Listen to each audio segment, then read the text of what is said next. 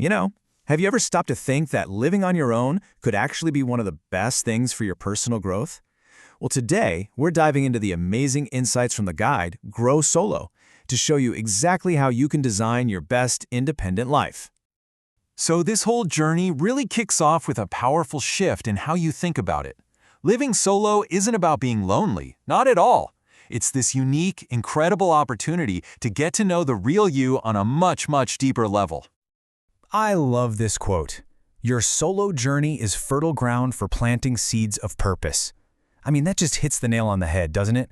It's all about seeing this time in your life as a space that's just bursting with potential, a place where you can intentionally grow a more meaningful life.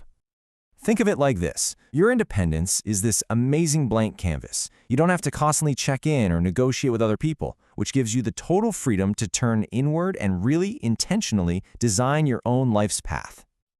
And get this isn't just some fluffy, feel-good idea. It's actually backed by science.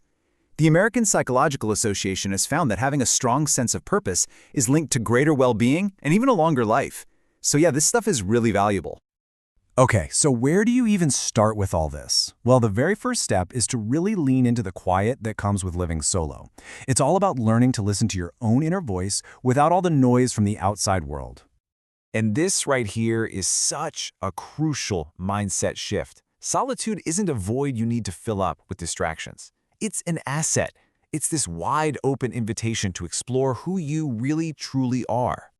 The guide we're drawing from has some really powerful questions to get you thinking, like this one. Just take a second and really think about it. What activities make you completely lose track of time? When do you get so absorbed that hours just fly by like minutes? See, your answers to questions like that, they're like little breadcrumbs leading you straight to the things that truly energize and nourish your soul. And a fantastic way to follow that trail is just by journaling. Writing down your thoughts and seeing what patterns pop up. Okay, so once you've started tuning into that inner voice, the next step is to build yourself a kind of personal compass. And this compass is made of two really key things, your core values and your passions. Just think of your values as your non-negotiables. They're the fundamental principles that guide you. When the choices you make line up with your values, your life just feels right. It feels authentic. It feels more, well, you.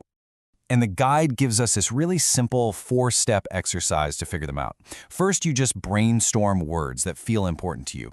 Things like freedom, creativity, connection. Then you group similar words together. Now, step 3 is the big one. You have to prioritize and pick your top 5. And finally, you spend some time thinking about what each of those values really means to you. It's a great way to get super clear on what matters most. All right, so once you have your values sorted, it's time to inject some pure joy into the mix. This is where your passions come in, all the things that bring that spark of energy and vitality into your life. And hey, if you're sitting there thinking, I have no idea what my passions are, don't worry. The guide has these awesome prompts. Think back. What did you absolutely love doing as a kid? What subjects could you talk about for hours? What activities actually give you energy instead of draining it? And it's so important to remember, passions don't have to be these huge world-changing ambitions. They can be about making something with your hands, learning a new skill you've always been curious about, or just exploring something for the fun of it. All right, with your personal compass of values and passions in hand, you're ready to actually chart a course. This is about setting goals that really, truly mean something to you, not just ticking off boxes you think you should be doing.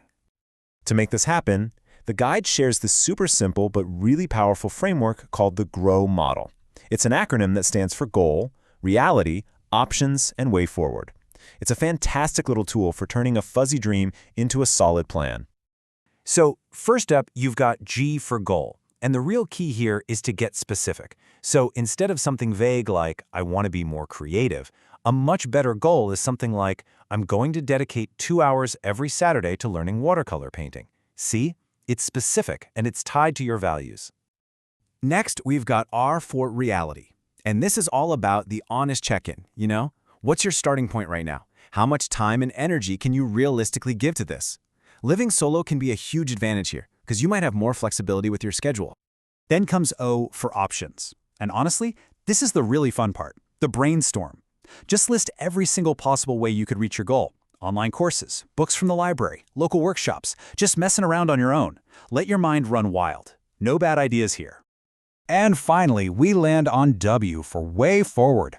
This is where you look at your list, pick the best options, and, this is absolutely the most important part, you define the very first tiny little step you can take. Then you put it in your calendar. This is what turns a big, scary goal into something you can actually start today. So, as we start to bring this all together, it's so important to remember this isn't some project with a finish line. The goal isn't to arrive at some perfect destination. It's about embracing this amazing, continuous cycle of growth and self-discovery. And you know what? That's the real beauty of this whole approach. It's a lifelong journey of learning, of blossoming, and becoming more and more authentically yourself. You have the space, and now you have some of the tools to keep that incredible adventure going. So that leaves us with one final question, and this one is just for you. This time of independence is such a unique gift, a real opportunity. You have a roadmap. The only question left is, what's your first step going to be?